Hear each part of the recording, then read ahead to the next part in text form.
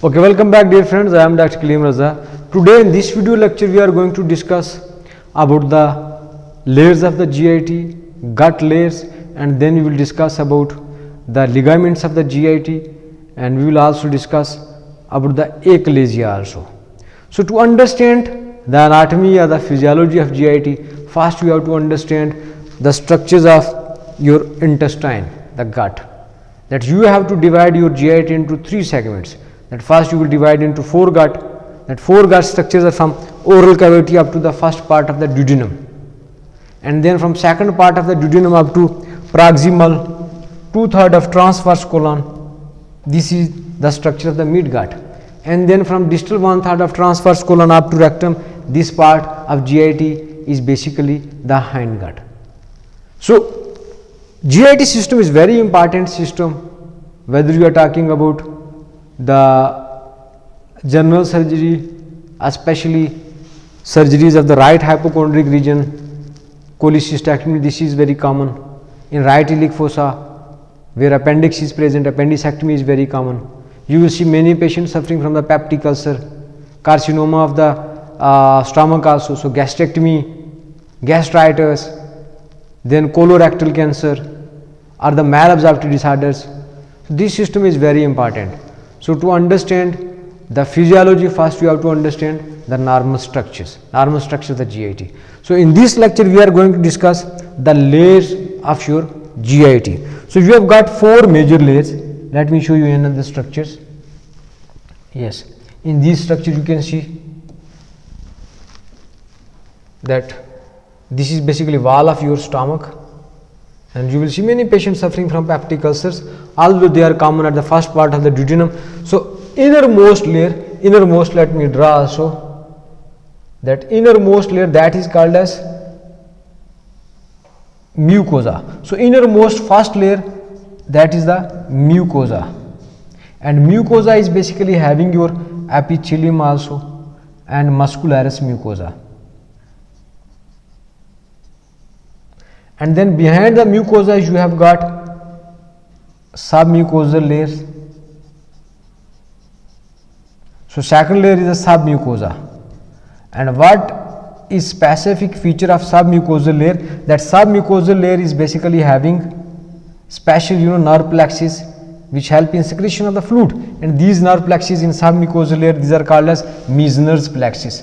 Remember, Meissner's plexus, fluid secretion. And behind the submucosa you have got special layer of the muscles and nerve fibers, and this is called as muscularis externa. Third layer, muscularis externa. And in muscularis externa you have got special nerve fibers, and these nerve fibers are called as mesenteric plexus. Mesenteric plexus, or these are also called as airbag plexus. And function of these nerve plexus is the motility of GIT, is the motility of GIT. So mesenteric plexus present in which layer of the gut? In third layer. Remember, first I have told you is the mucosa. Behind mucosa you have got submucosa. The submucosal plexus help in secretion of the fluid, and then you have got muscularis externa with the special mesenteric plexus or airbag plexus. If anyone is having defect in these plexus, what will be the consequences? We will discuss bit later. And then outermost layer is the serosa. And ulcers may extend up to submucosal layer. Remember, ulcers may penetrate to the submucosal layer. You may have heard about a disease which is called as Barrett esophagus. What happens basically in Barrett esophagus? That normally the epithelium of the esophagus is stratified squamous, non-keratinized. So if this epithelium is replaced by other intestinal epithelial cells, that is called as Barrett metaplasia or Barrett esophagus, and this is also a leading cause of the adenocarcinoma of the esophagus, remember also. And then if this is a picture of the barium swallow of the esophagus, you can see dilated esophagus with bird beak appearance at the end. This is like bird beak, like bird beak. So this is like bird beak. So this is the lower end of the esophagus where it's going to meet your stomach. So what is basically the achalasia? So now we are talking about achalasia. That achalasia is basically loss of relaxation of lower esophageal sphincter, lower esophageal sphincter due to degeneration of inhibitory nerves or neurons in myenteric plexus. Just I have told you, in myenteric plexus. So there will be degeneration of the inhibitory neurons in muscularis externa in myenteric plexus, and that will lead to loss of the relaxation of the lowermost esophageal sphincter, and this is called as achalasia. And this is also associated with the trypanosoma cruzi infection, and that disease is called as Chagas disease. Very important also. Chagas disease, where esophagus will be dilated esophagus and dilated colon. So remember, also associated with Chagas disease. Chagas disease. And then you have to understand the blood supply of the esophagus. This is also very important, that cervical portion of the esophagus is receiving the blood supply through inferior thyroid artery, very important, and then thoracic portion through the directly branches of the thoracic aorta esophageal arteries, and lower end where it is going to meet your stomach, it is receiving through the left gastric artery branches, the esophageal arteries. So this is important to understand all three portions blood supply of the esophagus also. Now we will discuss about the ligaments of the GIT ligaments.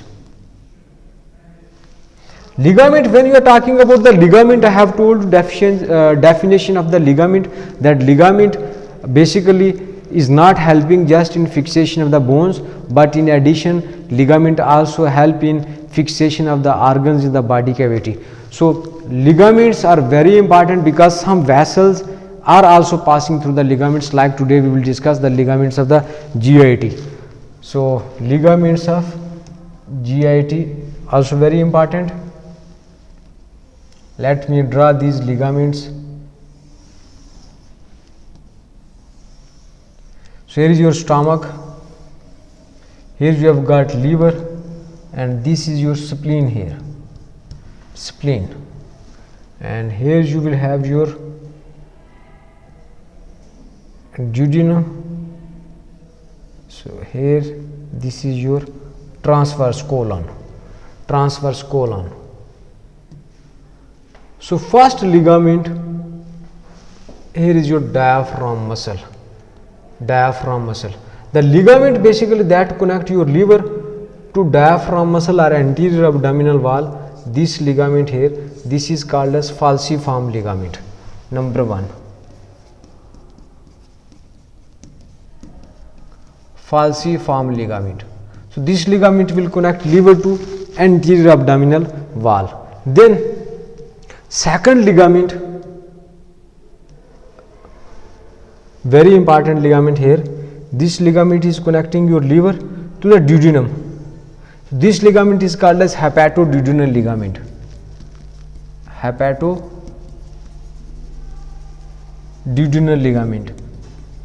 And this ligament is having portal vein, common bile duct, common bile duct and proper hepatic artery. Proper hepatic artery. So these are very important structures passing through this ligament. So this hepatoduodenal ligament is very important because it occupies all these three structures. So portal vein, common bile duct and proper hepatic artery passing through hepatoduodenal ligament. Then you have got another ligament, and this ligament here is called as hepatogastric ligament. Hepatogastric ligament. Hepatogastric ligament is connecting basically your liver to the lesser curvature of the stomach. Lesser curvature of stomach. So this ligament is connecting to the lesser curvature of the stomach, and this ligament is called as number 3.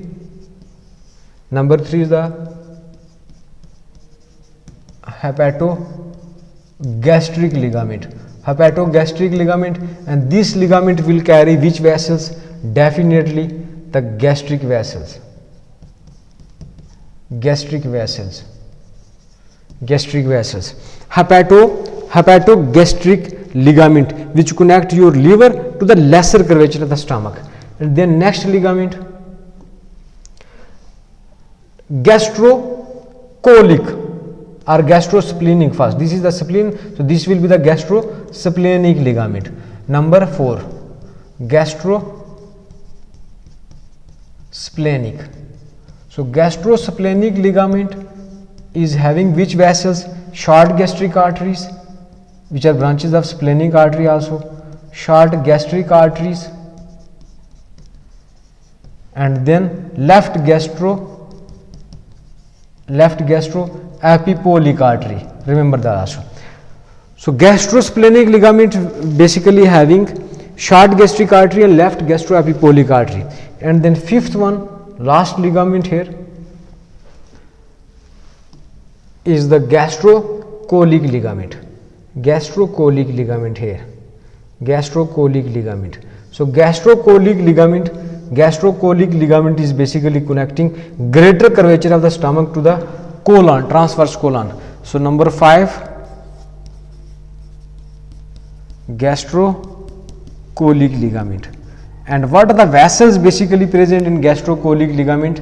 And these vessels are the gastroepipolic artery, right and left, gastroepipolic arteries.